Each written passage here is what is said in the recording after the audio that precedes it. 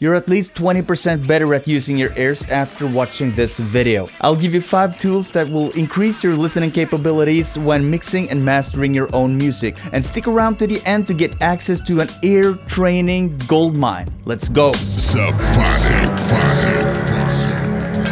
Hi, I'm Ole from subphotic.com, where I try to help rappers, beatmakers, and producers get the most out of their music, get the best sound, and double down on their production outputs. And as a natural supplement to this video, I have the ultimate mixing guide for producers. The link is in the description, download it, and here come the 5 tools. Let's go. Tool number 1, metering. Spectrum analyzers. Use them to your heart's content and then stop using them. What metering gives me is a visual representation of what's going on in the mix and in the master. As an example of something that is visual inside your DAW when you are working is of course the waveforms, and the waveform can actually tell you quite a bit, although you shouldn't rely on it because it might be faulty. It can do weird stuff. Example, if you have more than one DAW and you pull in the same file in the 2 DAWs, don't be surprised if you spot some differences. These are only indications, those waveforms, and what they can indicate is, for example, where there are silences, peaks, and where there are the lowest sounds in the track, for example. Another indicator is where the track is dynamic and where it is more compressed. So you can see compression before it's applied and after it's applied. It will show on the waveform. So it will give you some ideas. Second is the standard metering, and the scope of this video doesn't allow me to go in depth on metering and LUFS and peak and RMS and so on and so forth. I'm after what is peaking and what is not. So when I'm mixing, I will make sure that I never peak beyond -3 dB. I think that's a healthy place to be at. And then we have the frequency analyzers, which looks a little bit like this. And here you get a sense of what is happening with the energy in the different regions of the frequency spectrum. The low frequencies are typically more energetic than the higher frequencies. You can get a slight idea from that as well. And you also have apps that can make a representation of the stereo image, so you can get a sense of how much mono is there in a signal and how much stereo information. And check out this video to learn more about mono versus stereo. And finally, use those meterings to your heart's content, as I said, and stop using them and use only your ears and go a bit back and forth. That's my tip, at least. I'm not against using metering, but I'm against using metering and trusting only them. Trusting your ears is the most important thing, and that's what we are talking about now. And the next tool in my toolbox, can I say, would be listening for contrast. So you take a song, give it a listen through, and listen for contrasts. A contrast can be the difference between the left and right. It could be discovering the lowest level element and the highest level element. So maybe the kick or the snare might be the highest element in the mix, whilst a pad or some reverb might be the lowest. Try to find something that's deep in the spectrum and something that's high up in the spectrum.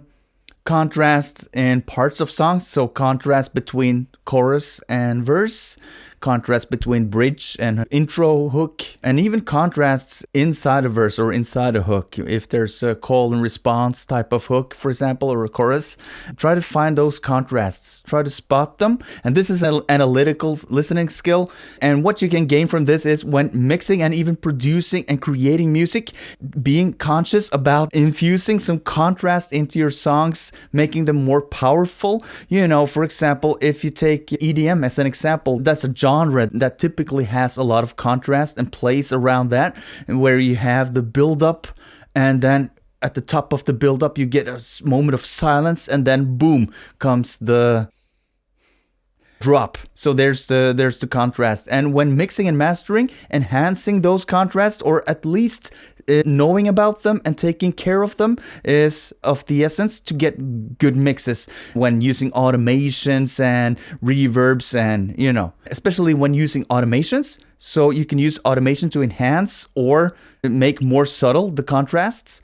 Being aware of the contrasts and having an intimate relationship between everything contrast in a song, I think that's a part of the listening skills that can't be ignored. It can be honed, and you can be a really good listener for contrasts if you practice. I'm practicing daily. listening for contrasts, trying to focus on those. Next tool, dynamic elements. Which elements are most dynamic in the mix? How about the drums and the vocals? Those are typically dynamic by nature. Are they too dynamic, or do they need to be more dynamic? You treat the tracks differently according to how dynamic they are. You listen to your song again, and then you try to spot where there's a lot of punch, and does this punch serve the song? And typically in a professional mixed and mastered song that you can find on Spotify, you will typically find that there are good balances between dynamics. It's a bit genre specific also, but listening for it, building up your skill in listening for dynamics will serve you in the long run when both mixing and mastering your own songs. Next tool in my kit is listening for frequencies. One thing is to listening, okay, here's the bright frequencies, here are the low frequencies, here's the mid. Those are the broad category of frequencies. And of course, as a beginner, that's where you start. What's going on in the mid-range? What's going on in the high end? What's going on in the low end? What elements does the low end consist of, for example? What elements is present in the mid-range? That will be the first step. Next step would be to find out which elements in the mid-range are contributing to what frequency range, and are there any empty pockets in the frequency range that would need to be filled? And especially when at the writing stage of the music, when writing a beat, for example, when I make beats, I have that in the back of my mind. Even though at that point I'm not that analytical and technical, I'm more intuitive and emotional. So, but yet I have that little technician in the back of my head that says, "Yo, you gotta fill out the frequency spectrum, man, or else the mix engineer will tear his hair out, and that hair will be gray." So, oof.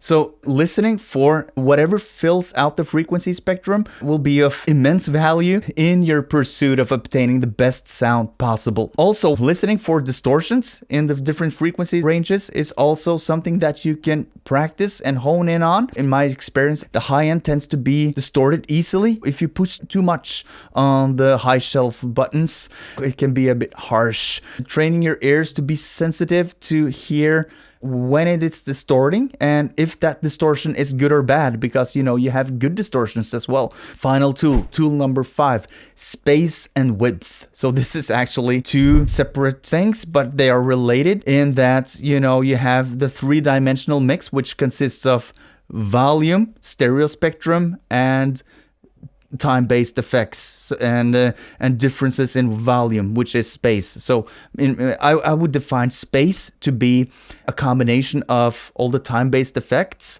such as reverb and delay, and the differences in levels between, for example, the hi-hat and the kick. For example, the hi-hat should be lower in volume than the kick. It usually is. And so that's the space element. So listening for the space, again, the contrast between the loudest and the quietest parts, but also listening for whatever room you can feel. You see the musicians on the stage, like in boom bap hip hop, you see a jazz band there, and you see a synthesizer there, a film orchestra over there. When dealing with sampled music, it's a bit different, but essentially there's a stage where the music is being performed, so you can picture that. That's a classic example of how to think about mixing and where to lay the elements and where to create pockets for the different elements in a mix. Pick a random song on Spotify that you like and listen for where can you hear the reverb. Where is it? Is it long or is it short?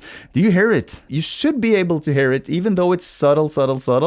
It's just a matter of listening, trying to pinpoint where it is. If it's a really dry mix, even there, you should find some time-based effects also. And if no reverb has been applied and it's acoustic instruments, you have the natural room reverb from the place it was recorded.